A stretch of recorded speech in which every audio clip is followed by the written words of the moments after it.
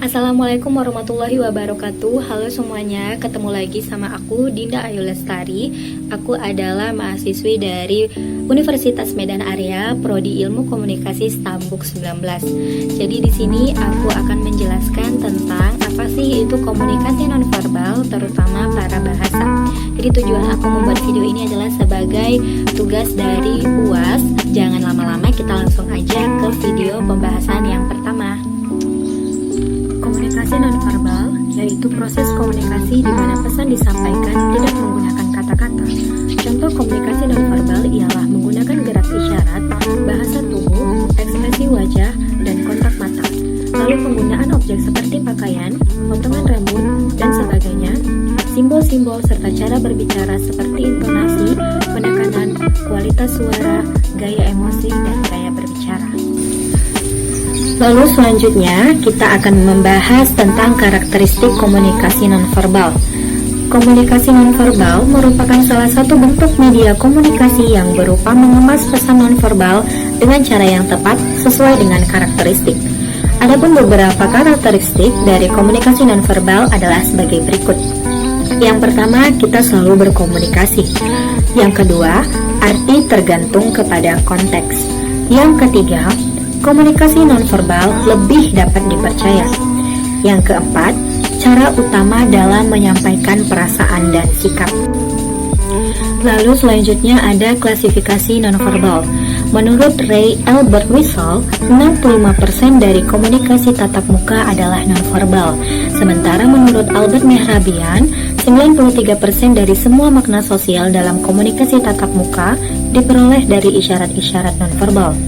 Jürgen Reich mengklasifikasikan isyarat nonverbal menjadi 3 bagian. Yang pertama adalah bahasa tanda atau sign language. Contohnya adalah mengacungkan jempol untuk hitchhiking atau ISL atau American Sign Language. Lalu yang kedua adalah bahasa tindakan atau action language, yaitu semua gerakan tubuh yang tidak digunakan secara eksklusif untuk memberikan sinyal. Contohnya adalah berjalan atau berlari.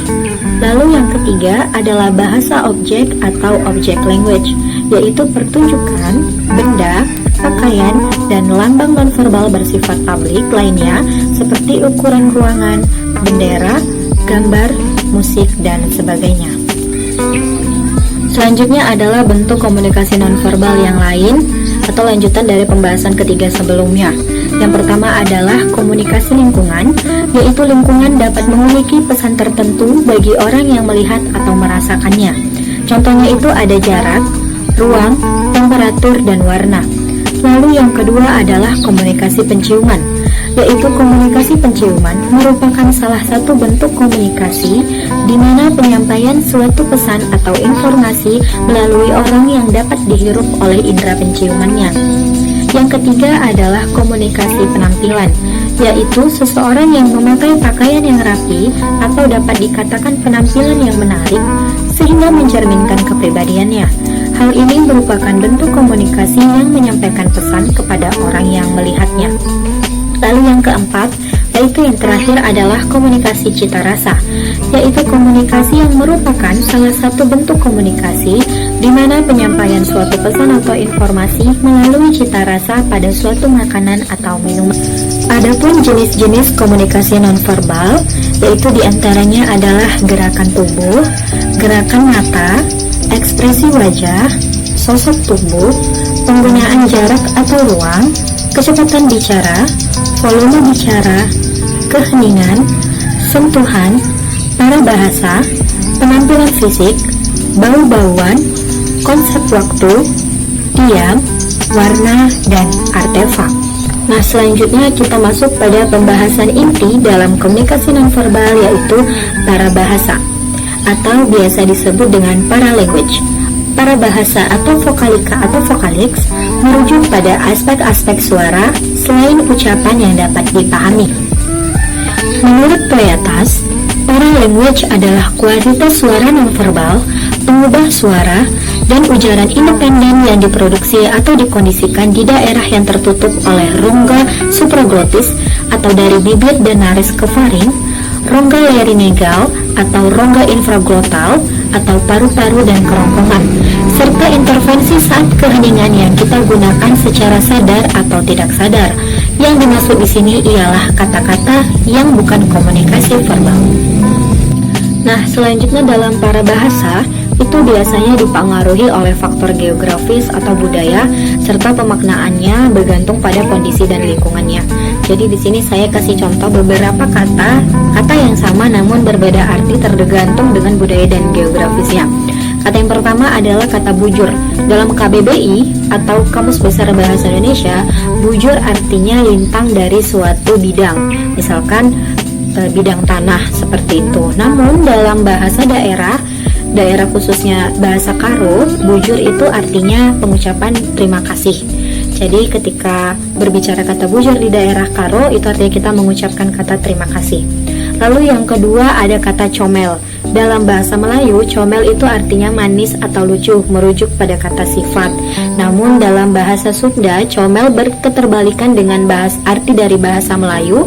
Dalam bahasa Sunda, comel artinya orang yang suka mengumbar aib orang lain atau rahasia orang lain.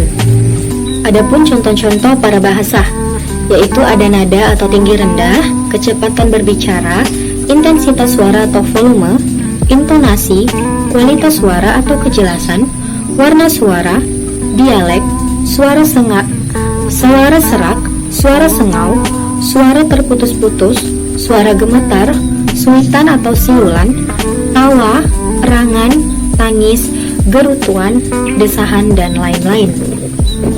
Selanjutnya penggunaan suara-suara seperti e, o, atau saat berbicara juga tergolong unsur vokalik, dan dalam komunikasi yang baik hal-hal seperti ini harus dihindari, seperti pembicara di depan umum, public speaker, atau ketika kita presentasi penggunaan kata atau itu sebaiknya harus kita hindari karena dinilai sangat tidak profesional.